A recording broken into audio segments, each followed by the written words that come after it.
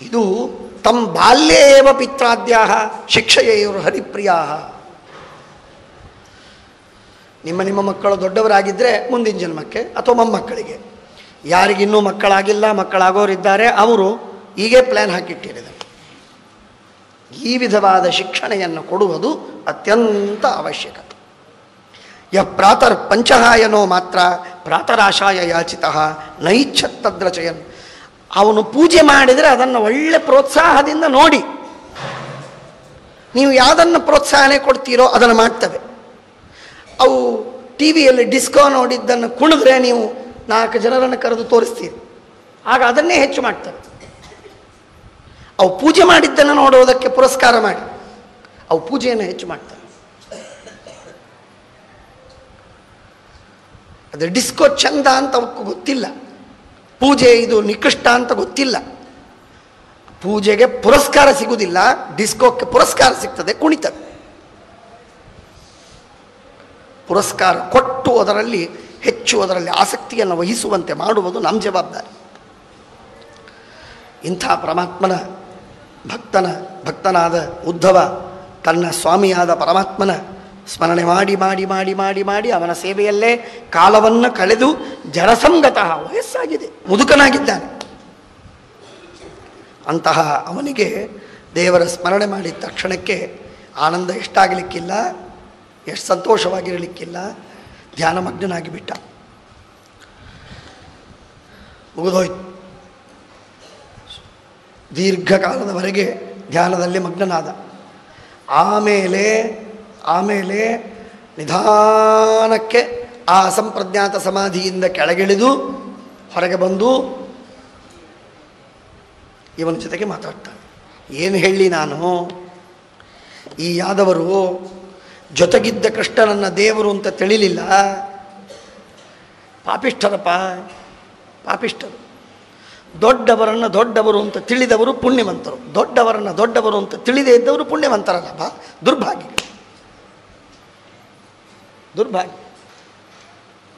ಯಾದವಾರ್ಯರು ಹೇಳ್ತಾರೆ, ಜನ್ಮಾಂತರೇ ತಸ್ಯ ಗೃಹೇ ಜನಿಶ್ಚ. ಗುರುಗಳ ಮನೆಯಲ್ಲಿ ನನಗೆ ಜನ್ಮಾಂತರದಲ್ಲಿ ಹುಟ್ಟೋ ಹಾಗೆ ಮಾಡು ಅಂತ. ಭಾಳ ಸಂತೋಷ. ಆದರೆ ಹುಟ್ಟೋ ಹಾಗಷ್ಟೇ ಮಾಡಿದ ಏನೂ ಪ್ರಯೋಜನವಿಲ್ಲ. ಅವರನ್ನು ನಾವು ಸಲುಗೆಯಿಂದ ಅವರನ್ನು ನಾವು ಹೀಯಾಳಿಸಿ ತಿರಸ್ಕಾರ ಮಾಡಿ ಆಜ್ಞೋಲ್ಲಂಘನ ಮಾಡಿ ಅವರು ಸಾಮಾನ್ಯರು ಎಂದು ಭಾವಿಸಿ ಪಾಪಿಷ್ಠರಾದರೆ ಏನು ಬಂತು? ಅದರ ಬದಲಾಗಿ ಗೌರವದಿಂದ ನಾವು ಅವರನ್ನು ಬಳಗದವರಾಗಿಯೋ ಆಗದೆಯೋ ಅವರ ಸೇವೆಯ ಸೌಭಾಗ್ಯ, ಅವರಲ್ಲಿ ಗೌರವ ತಾಳುವ ಭಾಗ್ಯ ಅದು ನಮಗೆ ಸಿಗಬೇಕು. ದುರ್ಭಗೋ ಬತಲೋಕೋಯಂ ಯದವೋ ನಿತರಾಮಪಿ ಯೇ ಸಂವಸಂತೋ ನ ವಿದುಹು ಹರಿಂ ಮೀನಾಯವ ಯಥಾಂಭಸಿ.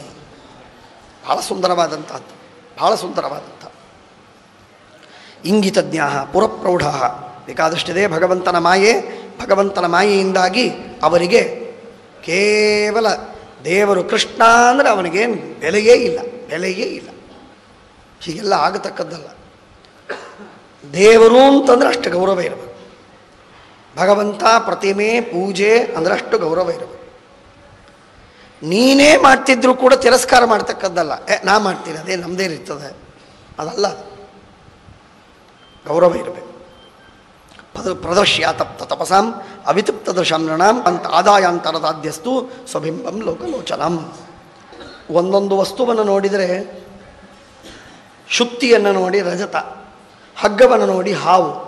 ಕೆಲವರು ತಿಳಿತಾರೆ, 5 ಜನ 10 ಜನ ಕತ್ತಲೊಳಗೆ ಬಂದದ್ದಕ್ಕೆ 5 ಜನ 10 ಜನ ತಿಳಿಬಹುದು. ಅಷ್ಟು ಜನರಿಗೆ ಭ್ರಮ ಬಂದದ್ದು ಕಂಡಿದೆ. ಆದರೆ 3 ಲೋಕದ ಜನರಿಗೂ ಕೂಡ ಭ್ರಮ ಬರುವಂಥದ್ದು ಅನ್ನೋದು ಎಲ್ಲೂ ಕಂಡಿಲ್ಲ.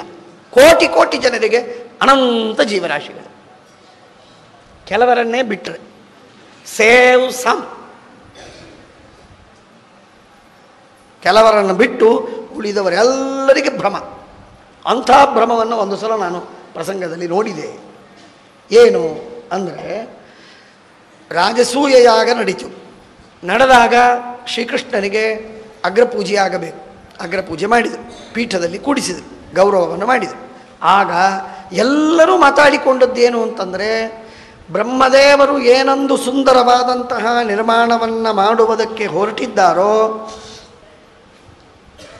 ಆ ನಿರ್ಮಾಣದ ಸೌಂದರ್ಯ ಏನಿದೆ, ಆ ಸೌಂದರ್ಯ ಎಲ್ಲವೂ ಇಲ್ಲಿ ಮುಗಿತು, ಈ ಕೃಷ್ಣನ ರೂಪದಲ್ಲಿ ಮುಗಿತು. ಇದಕ್ಕಿಂತಲೂ ಇನ್ನು ಸುಂದರವಾದಂತಹದ್ದು ಮತ್ತೊಂದು ನಿರ್ಮಾಣ ಮಾಡಲಿಕ್ಕೆ ಸಾಧ್ಯವಿಲ್ಲ ಎಂಬುದಾಗಿ ಜನ ಎಲ್ಲ ಭಾವಿಸಿಕೊಂಡು ತಿಳಿದರು. ಇದೇನು ತಪ್ಪಿದೆ? ಕೃಷ್ಣ ಅಷ್ಟು ಸುಂದರ ಇದ್ದೇ ಇದ್ದಾನಲ್ಲ. ಕೃಷ್ಣ ಸುಂದರ ಇದ್ದಾನೆ, ಆದರೆ ಬ್ರಹ್ಮದೇವರ ಸೃಷ್ಟಿಯೊಳಗಿನ ಕೃಷ್ಣ ಅಷ್ಟು ಸುಂದರ ಅಂತ ತಿಳಿದದ್ದು ಮಹಾಭ್ರಾಂತಿ. ಬ್ರಹ್ಮದೇವರ ಸೃಷ್ಟಿಯೇ ಅಲ್ಲ ಅವನು ಪರಮಾತ್ಮ. ಹಾಗಾಗಿ ಬ್ರಹ್ಮದೇವರು ಜಗತ್ತಿನೊಳಗೆ ಸುಂದರವಾದದ್ದು ಎಷ್ಟೆಷ್ಟು ಪುರುಷರನ್ನೋ ಸ್ತ್ರೀಯರನ್ನೋ ಸೃಷ್ಟಿ ಮಾಡಿದ್ದಾನೋ, ಅಪ್ಸರೆಯರನ್ನೋ ಗಂಧರ್ವರನ್ನೋ ದೇವತೆಗಳನ್ನೋ, ಅವರೊಳಗೆ ಕೃಷ್ಣನ ಮೇಲೆ ಇನ್ನೂ ಸುಂದರವಾದ ವಸ್ತುವನ್ನು ಮತ್ತೊಬ್ಬರನ್ನು ಸೃಷ್ಟಿ ಮಾಡಲಿಕ್ಕೆ ಸಾಧ್ಯವಿಲ್ಲ ಬ್ರಹ್ಮದೇವರಿಗೆ ಅಂತನ್ನುವುದಾಗಿ ಜನ ತಿಳಿದರು. ಇದು ಭ್ರಾಂತಿ. ಇದು ಒಬ್ಬರಲ್ಲ, ಎಲ್ಲರೂ.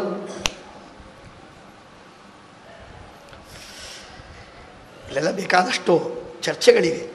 ಅಂದರೆ ಇಷ್ಟು ಮಾತು ಹೇಳಿದರೆ ನನ್ನ ಕೆಲಸ ಯಾದವಾರ್ಯರ ಕೆಲಸ ಮುಗೀತು, ಶ್ರೀಮದಾಚಾರ್ಯ ಯಾದವಾರ್ಯ ಕೆಲಸ ಮುಗೀತು. ಅದರ ಹಿಂದೆ ಏನಿದೆ ಅದನ್ನು ಶ್ರೀಮದಾಚಾರ್ಯ ಅನ್ಯತ್ರ 10 ಕಡೆಗೆ ಹೇಳಿದ್ದಾರೆ. ಅವುಗಳನ್ನು ನಾವು ತಿಳ್ಕೋಬೇಕು. ಶ್ರೀಮದಾಚಾರ್ಯ ಹೇಳ್ತಾರೆ, ದೇವರನ್ನು ನೋಡಿ ತ್ರಿಭಿರ್ಗುಣಮಯೈರ್ಭಾವೈರೇಭಿಃ ಸರ್ವಮಿದಂ ಜಗತ ಮೋಹಿತಂ ನಾಭಿಜಾನಾತಿ ಲೋಕೋ ಮಾಂ ಅಜಮವ್ಯಯಂ.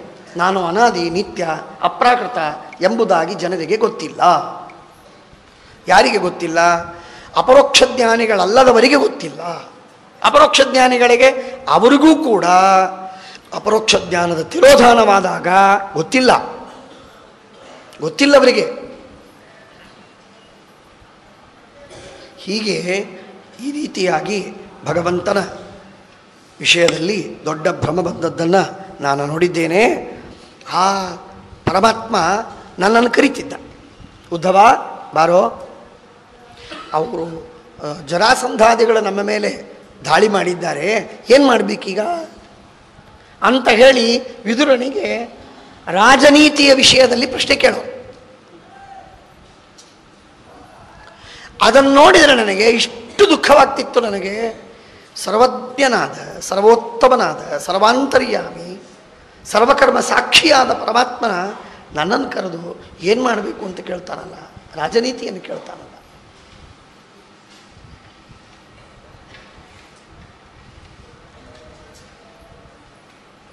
ಇಂಥದ್ದೊಂದು ಪ್ರಸಂಗ ಆಯಿತು ನನಗೆ. ಅವರು ಹೇಳಿದ್ದು ಅದನ್ನು ಹೇಳಿ ನಾನು ಮತ್ತೊಂದು ಮುಂದಿನ ಒಂದು ಪ್ರಸಂಗವನ್ನು ಹೇಳ್ತೇನೆ. ನಮ್ಮ ಆಚಾರ್ಯರ ಇಂಗ್ಲೀಷ್ ಪ್ರೊಫೆಸರ್ ಸದಾಶಿವಯ್ಯರ್ ಅಂತ, ಅವರ ಅವಳು ಪ್ರೊಫೆಸರ್ ಆದಳು, ಇಂಗ್ಲೀಷನ್ನು ಭಾಳ ಚೆನ್ನಾಗಿ ಓದಿಕೊಂಡ್ರು. ಸದಾಶಿವಯ್ಯರು ತಾವೇನೋ ಒಂದು ಲೇಖವನ್ನು ಬರೆದಿದ್ದು, ಆ ಲೇಖವನ್ನು ಆ ಹೆಣ್ಮಗಳಿಗೆ ತೋರಿಸಿದ್ರು, ನೋಡಿದ್ದು. ಅವಳು ತೋರಿಸಿದ್ದಕ್ಕೆ ಹೀಗೆ ಆಗತ್ತೆ, ಎಲ್ಲಿಯವರೆಗೆ ಪುಸ್ತಕ ಅಂತಿರುವುದಿಲ್ಲ, ಕರಡು ಪ್ರತಿ ಅಂತ ಇರ್ತದೆ, ಅಲ್ಲಿಯವರೆಗೆ ಎಲ್ಲರೂ ಅದರಲ್ಲಿ ಆಕ್ಷೇಪ ಮಾಡ್ತಿರ್ತಾರೆ, ಇದು ಹೀಗಿದ್ರೆ ಚೆಂದ, ಹೀಗಿದ್ರೆ ಚೆಂದ. ಪುಸ್ತಕ ಯಾರೋ ಪುಸ್ತಕ ಪ್ರಿಂಟ್ ಮಾಡಿ ಬದುಬಿಟ್ರೆ ಭಾರಿ ಇದೆ ಅಂತ ಸ್ತೋತ್ರ ಮಾಡ್ತಾರೆ. ಏನಾಯಿತು, ಆ ಲೇಖವನ್ನು ಕೊಟ್ಟರು ಮಗಳಿಗೆ. ಮಗಳು ಇದು ಹೀಗಿದ್ರೆ ಒಳ್ಳೆಯದಲ್ಲೇನು, ಹೀಗಿದ್ರೆ ಒಳ್ಳೆಯದಲ್ಲೇನು. ಅಪ್ಪ ಮಹಾ ವಿದ್ವಾಂಸ, ಅವ್ರ ಕೈಯಿಂದ ಇಸ್ಕೊಂಡು ತನಗೇನು ಮಾಡಬೇಕಾಗಿತ್ತು ಮಾಡಿಬಿಟ್ಟ, ಮುಗಿಸಿದ. ಅವನು ಬಂದು ನಮ್ಮ ತಂದೆ ಹತ್ರ ಹೇಳಿದ, ಆಚಾರ್ಯ ಹತ್ರ ಹೇಳಿದ, ನನ್ನ ಮಗಳಿಗೆ ತೋರಿಸಿದೆ, ಅವಳು ನನಗೇ ಉಪದೇಶ ಮಾಡೋದಕ್ಕೆ ಬಂದಳು, ತೋರಿಸೋದಕ್ಕೆ ಹೋದರೆ ಹೀಗಾಗತ್ತೆ. ಹೀಗೆ ಒಂದು ಆಚಾರ್ಯರ ಪ್ರಸಂಗದಲ್ಲೂ ಒಂದಾಯಿತು. ಅದನ್ನು ಆಚಾರ್ಯರು ನಮಗೆ ನೆನಪು ಮಾಡಿ ಕೊಟ್ಟರು. ಹೀಗಾಯಿತು ನನಗೆ. ಆದ್ದರಿಂದ ಸಾಮಾನ್ಯವಾಗಿ ಯಾರಾದರೂ ನಾನು ಹೇಳಿದ್ದು ಸರಿ ಇದೆಯೋ ಇಲ್ವೋ, ಆಚಾರ್ಯರ ಪದ್ಧತಿ ಇತ್ತು. ಆಚಾರ್ಯರಿಗೆ ಕನ್ನಡಕ ಇರಲಿಲ್ಲ, ಅರ್ಥಾತ್ ಕಣ್ಣು ಕಾಣಿಸ್ತಿರಲಿಲ್ಲ. ಹಾಗಾಗಿ ಕನ್ನಡಕದಿಂದ ಇಟ್ಕೊಂಡು ಪುಸ್ತಕವನ್ನು ಓದಲಿಕ್ಕೆ ಬರ್ತಿರಲಿಲ್ಲ. ನಾವೇ ಪುಸ್ತಕವನ್ನು ಓದ್ತಿದ್ವಿ. ಓದಿದಾಗ ಅವರು ಅರ್ಥವನ್ನು ಹೇಳ್ತಿದ್ರು. ಹೀಗೆ ಅರ್ಥವನ್ನು ಹೇಳ್ತಾ ಇರುವಾಗ ನಮಗೆ ಅವರು ಅವರ ಸ್ವಭಾವವೇನೆಂದರೆ ಆ ವಾಕ್ಯಕ್ಕೆ ಅರ್ಥ ಸರಿಯಾಯಿತೋ ಇಲ್ಲೋ ಅಂತ ಕೇಳ್ತಿದ್ರು. ಸರಿ ಹೋಯ್ತು ಇಲ್ಲಿ ನೋಡು ಅಂತ ಅನ್ನಬೇಕು, ಸರಿ ಹೋಯ್ತು ಇಲ್ಲಿ ನೋಡು ಅಂತ ಅನ್ನಬೇಕು, ಮೇಲಿಂದ ಮೇಲೆ ಅನ್ನಬೇಕು. ನಾವು ಆ್ಯಸ್ ಇಫ್ ಇದು ಸರಿ ಹೋಗಿಲ್ಲ ಅಂತ ನಾವೇನಂತಿರಲಿಲ್ಲ. ಹಾಗನ್ನೋ ಪ್ರಸಂಗ ಬರ್ತಿತ್ತು ಅಂತ ನಮಗಿನ್ನೂ ತಿಳಿದಿಲ್ಲ ಅಂತ ನಾವು ಅಂತಿದ್ವಿ. ತಿಳಿಸ್ತಿದ್ರು, ಅವ್ರು ಹೇಳಿದ್ದೇ ಸರಿ ಇರ್ತಿತ್ತು. ಹಾಗೆಯೇ ಕೃಷ್ಣ ಪರಮಾತ್ಮ ದೊಡ್ಡವರು ಯಾರೋ ಕೇಳಿದ್ದಾರೆ ಅಂತ ಅನ್ನೋದಕ್ಕೆ ಅವ್ರಿಗೆ ಉಪದೇಶ ಮಾಡಲಿಕ್ಕೆ ಹೋಗಬಾರ್ದು. ತತ್ರಾಪಿ ಕೃಷ್ಣ ಉಳಿದವರಿಗೆ ಅಜ್ಞಾನ ಇದ್ದೇ ಇರ್ತದೆ, ಅದು ಮಾತು ಬೇರೆ.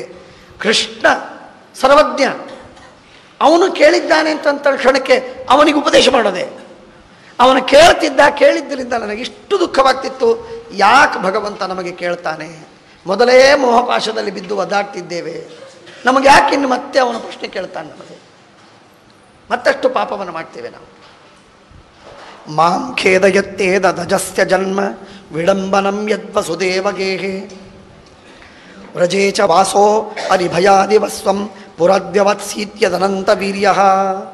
ಆದ್ದರಿಂದ ಅನಾದಿ ನಿತ್ಯನಾದ ಪರಮಾತ್ಮ ಜನ್ಮವನ್ನು ತಾಳಿದ್ದು, ನರಸಿಂಹದೇವರಂತೆ ಸರ್ವ ಶತ್ರು ನಿವಾರಕನಾದ ಪರಮಾತ್ಮ ಪಲಾಯನ ಮಾಡಿದ್ದು, ಜರಾಸಂಧನಿಗೆ ಹೆದರಿ. ಇದೆಲ್ಲ ನೋಡಿದರೆ ತುಂಬ ಮನಸ್ಸಿಗೆ ನಮಗೆ ದುಃಖವಾಗ್ತದೆ. ನಿಗಡ ಬಂಧನದಲ್ಲಿರ್ತಕ್ಕಂತಹ ತಮ್ಮ ತಂದೆ ತಾಯಿಗಳಿಬ್ಬರಿಗೂ ಕೂಡ ಕಂಸನ ಸಂಹಾರ ಮಾಡಿದ 2ನೇ ಕ್ಷಣ ಹೋಗಿ ಅವರಿಗೆ ನಮಸ್ಕಾರ ಮಾಡಿದ. ಅದನ್ನು ನೋಡಿದರೆ ನಮಗೆ ದುಃಖವಾಗ್ತದೆ. ಬ್ರಹ್ಮಾದಿಗಳು ಆ ದೇವರ ಪಾದವನ್ನು ಮುಟ್ಟುವುದಕ್ಕೆ ಹೆದರುತ್ತಾರೆ. ಅಂಥದ್ದು ದೇವರು ಹೋಗಿ ಸಾಕ್ಷಾತ್ ಆ ವಸುದೇವ ದೇವಕಿಯರ ಪಾದವನ್ನು ಗಟ್ಟಿಯಾಗಿ ಮುಟ್ಟಿ ನಮಸ್ಕಾರ ಮಾಡ್ತಾನೆ. ಏನದು ಲೀಲೆ, ಎಷ್ಟು ವಿಚಿತ್ರವಾಗಿದೆ.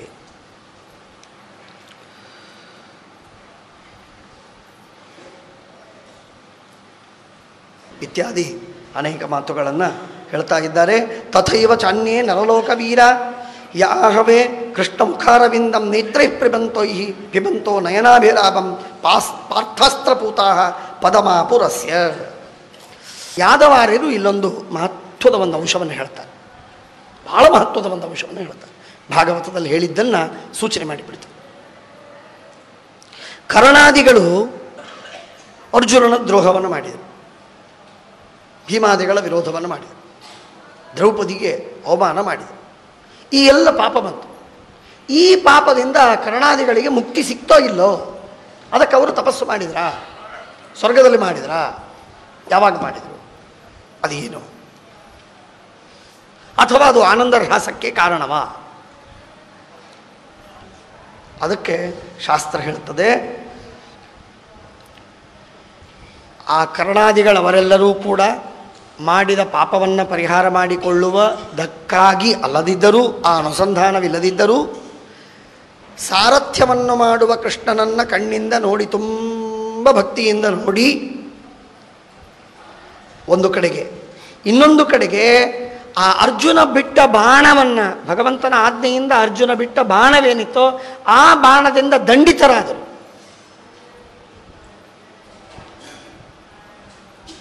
ಆ ದಂಡನೆಯಿಂದ ಎಲ್ಲರೂ ಸತ್ತು ಹೋದರು, ಅನೇಕರು. ಆ ದಂಡನೆ ಹಾಗೂ ವಧ ಅವುಗಳಿಂದ ಅವರ ಪಾಪಗಳೆಲ್ಲ ಶುದ್ಧವಾಯಿತು. ಅದೇ ಅವರಕ್ಕೆ ದಂಡನೆ ಅನ್ನುವಂತೆ ಹೇಳ್ತಾರೆ. ಯೇ ಕರ್ಣಾದಯ ಆಹವೇ ಭಾರತ ಯುದ್ಧೆ ಪಾರ್ಥಾಸ್ತ್ರಪೂತಾ ತದಸ್ತ್ರೈ ಮೃತತ್ವೇನ ನಿಷ್ಪಾಪಸ್ಸಂತಹ.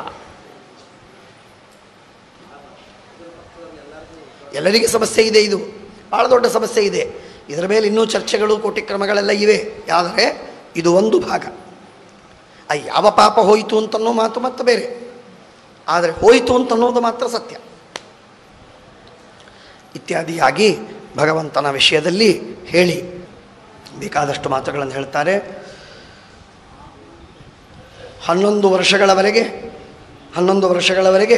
ಏಕಾಂತದಲ್ಲಿ, ಅಂದರೆ ಗೋಕುಲದಲ್ಲಿದ್ದು, ವೃಂದಾವನದಲ್ಲಿದ್ದು ಅನಂತರದಲ್ಲಿ ಮಧುರಾಪುರ ಪಟ್ಟಣಕ್ಕೆ ಬಂದು ಶ್ರೀಕೃಷ್ಣ ಪರಮಾತ್ಮ ಕಂಸನನ್ನು ಸಂಹಾರ ಮಾಡಿದ. ಆಮೇಲೆ ಭಾಳ ವಿಚಿತ್ರವಾಗಿ ರುಕ್ಮಿಣಿ ಹರಣವನ್ನು ಮಾಡಿ ಸತ್ಯಭಾಮಾದಿಗಳನ್ನೆಲ್ಲರನ್ನೂ ಕೂಡ ಮತ್ತು ವಿವಾಹವಾಗಿ ಪರಮಾತ್ಮ ಅದ್ಭುತವಾದ ರೂಪದಿಂದ ತಾನು ಎಲ್ಲ ವಿಧವಾದಂತಹ ಲೀಲೆಗಳನ್ನು ತೋರಿಸಿದ. ಇಂತಹ ಪರಮಾತ್ಮನಿಗೆ ನಾನೇನು ಹೇಳಿ, ಭೂಮಿಯ ಭಾರವನ್ನು ಪಾಂಡವರಿಂದ ಹರಣ ಮಾಡಿಸಿ ಅವರಿಗೆ ರಾಜ್ಯವನ್ನು ಕೊಟ್ಟು ಅವರಿಂದ 5 ಯಜ್ಞವನ್ನು ಮಾಡಿಸಿ ತಾನು ಪರಮಾತ್ಮ ಎಲ್ಲ ವಿಧವಾದಂತಹ ವೈರಾಗ್ಯವನ್ನು ಪೂರ್ಣವಾಗಿ ವೈರಾಗ್ಯವನ್ನು ತಾಳಿ ದೈವಾಧೀನೇಶು ಕಾಮೇಶು ದೈವಾಧೀನ ಸ್ವಯಂ ಪುಮಾನ್ ಕೋ ವಿಶ್ರಂಭೇತ ಯೋಗೇನ ಯೋಗೇಶ್ವರ ಮನೋವ್ರತಃ. ಪರಮಾತ್ಮನೇ ವಿರಕ್ತನಾಗಿ ಬಿಟ್ಟ, ಪೂರ್ಣ ವೈರಾಗ್ಯವನ್ನು ತಾಳಿದ. ವೈರಾಗ್ಯದ ನಾಟಕವನ್ನು ಪರಮಾತ್ಮ ಮಾಡ್ತಾನೆ. ನಾಟಕ ಅಂದರೆ ಪರಮಾತ್ಮನಿಗೆ ಆಸಕ್ತಿ ಇಲ್ಲೇ ಇಲ್ಲ. ವೈರಾಗ್ಯವನ್ನು ಮಾಡಿ ಭಗವನ್ಮತ ಕೋವಿದಾಹ. ಹೀಗಾಗಿ ಪರಮಾತ್ಮ ವಿರಕ್ತನಾದ. ಒಂದು ಸಲ ಪುರಿಯಾಂ ಕದಾಚಿತ್ ಕ್ರೀಡದ್ಭಿ ಯದುಭೋಜಕುಮಾರಕೈ. ಈ ಸಂದರ್ಭದ ಕೋಪಿತಾ ಮುನಯ, ಆ ಮುನಿಗಳಿಗೆ ಪೀಡಿಕೊಟ್ಟರು. ಆಗ ಅವರು ಶಾಪವನ್ನು ಕೊಟ್ಟಿದ್ದಾರೆ. ಶಾಪವನ್ನು ಕೊಟ್ಟ ಮೇಲೆ ತತಃ ಕತಿಪಯೈರ್ ಮಾಸೈಹಿ, ಕೆಲವು ತಿಂಗಳಾದ ಮೇಲೆ ಯಯುಪ್ರಭಾಸಂ ಸಂಭೃಷ್ಟಾ ರಥೈರ್ ದೇವ ವಿಮೋಹಿತಾ. ದೇವತೆಗಳಿಂದ ಪರಮಾತ್ಮನಿಂದ ಮೋಹಿತರಾಗಿ ಅವರೆಲ್ಲರೂ ಬಂದರು. ಅಲ್ಲಿ ತರ್ಪಣಾದಿಗಳನ್ನು ಕೊಟ್ಟರು, ಸ್ನಾನಾದಿಗಳನ್ನು ಮಾಡಿದರು, ಬೇಕಾದಷ್ಟು ದಾನಾದಿಗಳನ್ನು ಕೊಟ್ಟರು. ಆದರೆ ಕೊನೆಗೆ ಪರಸ್ಪರವಾಗಿ ಜಗಳವಾಗಿ ಮೈರೇಯವನ್ನು ಪಾನ ಮಾಡಿದ್ದಕ್ಕಾಗಿ ಸೂರ್ಯಾಸ್ತವಾಗ್ತಾ ಇರುವಾಗ ಅಖಂಡವಾಗಿ ಯುದ್ಧವನ್ನಾಡಿ ಎಲ್ಲರೂ ಒಬ್ಬರಿಗೊಬ್ಬರು ಹೊಡೆದಾಡಿ ಸಂಹಾರವನ್ನು ಮಾಡಿಕೊಂಡ್ರೂ ಅಲ್ಲ, ಇನ್ನು ಮುಂದೆ ಮಾಡಿಕೊಳ್ತಾರೆ. ಆಗ ಇದು ಗೊತ್ತಿದ್ದದ್ದಕ್ಕೆ ನಾನು ಹೋಗಿ ಕೃಷ್ಣನಿಗೆ ಶರಣ ಹೋಗಿ ಜ್ಞಾನೋಪದೇಶವನ್ನು ಮಾಡು, ತತ್ವೋಪದೇಶವನ್ನು ಮಾಡು ಅಂತ ಪ್ರಾರ್ಥನೆ ಮಾಡಿಕೊಂಡೆ. ಆಗ ಭಗವಂತ ನನಗೆ ಉಪದೇಶ ಮಾಡಿದ. ಉಪದೇಶ ಮಾಡಿ ಪರಮಾತ್ಮ ಹೇಳಿದ, ನೀನು ಬದರಿಗೆ ಹೋಗು. ನಾನು ಹೇಳಿದ ಎಲ್ಲ ತತ್ವವನ್ನು ತಿಳಿದು ಬದರಿಗೆ ಹೋಗಿ ಬದರಿಯಲ್ಲಿ ಅಲ್ಲಿರುವಂತಹ ಅನೇಕ ಋಷಿಗಳಿದ್ದಾರೆ, ಆ ಎಲ್ಲ ಋಷಿಗಳಿಗೆ ನೀನು ತತ್ವೋಪದೇಶವನ್ನು ಮಾಡು ಎಂಬುದಾಗಿ ಹೇಳಿದ. ಅವರು ದೂರ್ವಾಸರ ಶಿಷ್ಯರು, ಜ್ಞಾನನಿಧಿಗಳು. ವೀಂದ್ರವಾಹನ ತೀರ್ಥರು, ಕೈವಲ್ಯ ತೀರ್ಥರು, ಈ ಎಲ್ಲ ಜ್ಞಾನಿಗಳು ಕೂಡ ಬದರಿಯೊಳಗೆ ಅಲ್ಲಿ ವಾಸವಾಗಿದ್ದರು. ಯಾರು? ದುರ್ವಾಸರ ಶಿಷ್ಯರು. ಆ ದುರ್ವಾಸರ ಗುರುಗಳು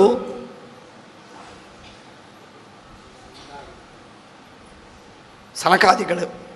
ಆ ಸನಕಾದಿಗಳ ಗುರುಗಳು ಬ್ರಹ್ಮದೇವರು. ಬ್ರಹ್ಮದೇವರ ಗುರುಗಳು ಹಂಸನಾಮಕ ಪರಮಾತ್ಮ. ಇಂಥ ಸನ್ಯಾಸಿಗಳು ಹಂಸನಾಮಕ ಪರಮಾತ್ಮನ ಶಿಷ್ಯರಾದ ಬ್ರಹ್ಮದೇವರು, ಅವರ ಶಿಷ್ಯರಾದ ಸನಕಾದಿಗಳು, ಅವರ ಮುಂದೆ ಬಂದಂತಹ ದುರ್ವಾಸರು, ಅವರ ಶಿಷ್ಯರಾದ ಜ್ಞಾನನಿಧಿಗಳು, ಅವರ ಶಿಷ್ಯರಾದ ಗರುಡವಾಹನ ತೀರ್ಥರು, ಕೈವಲ್ಯ ತೀರ್ಥರು, ಪ್ರಾಜ್ಞ ತೀರ್ಥ, ಇವರೆಲ್ಲ ಮುಂದೆ ಬರ್ತಾರೆ. ಪ್ರಾಜ್ಞ ತೀರ್ಥರು ಆ ದುರ್ವಾಸಸೋ ಜ್ಞಾನನಿಧಿ ಮೊದಲಾದಂತಹ ಅನೇಕ ಜನ ಗರುಡವಾಹನ ತೀರ್ಥರು ಅವರೆಲ್ಲ ಅಲ್ಲಿದ್ದರು. ಅವರಿಗೆ ನೀನು ತತ್ವೋಪದೇಶ ಮಾಡು ಅಂತ ಹೇಳಿ ಶ್ರೀಕೃಷ್ಣ ಪರಮಾತ್ಮ ಅಲ್ಲಿ ಕೊಟ್ಟು ಕಳಿಸಿದ. ಎಲ್ಲಿ? ಬದರಿಕಾಶ್ರಮಕ್ಕೆ. ಅಲ್ಲಿ ಬದರಿಕಾಶ್ರಮದಲ್ಲಿ ಅವರೆಲ್ಲ ಅಧ್ಯಯನ ಮಾಡಿದರು. ಅವರು ತಮ್ಮ ಶಿಷ್ಯರಿಗೆ ಕೊಟ್ಟರು, ಕೈವಲ್ಯ ತೀರ್ಥರಿಗೆ, ಅವರು ಪ್ರಾಜ್ಞ ತೀರ್ಥರಿಗೆ, ಪ್ರಾಜ್ಞ ತೀರ್ಥರು ಮುಂದಿನ ಶಿಷ್ಯರಿಗೆ, ಅಚ್ಯುತಪ್ರೇಕ್ಷರು ಶ್ರೀಮದಾಚಾರ್ಯರ ಗುರುಗಳಾಗಿ ಅವರು ಸನ್ಯಾಸವನ್ನು ಕೊಟ್ಟರು. ಹೀಗೆ ನಡೆದು ಬಂದಂತಹ ಪರಂಪರೆ.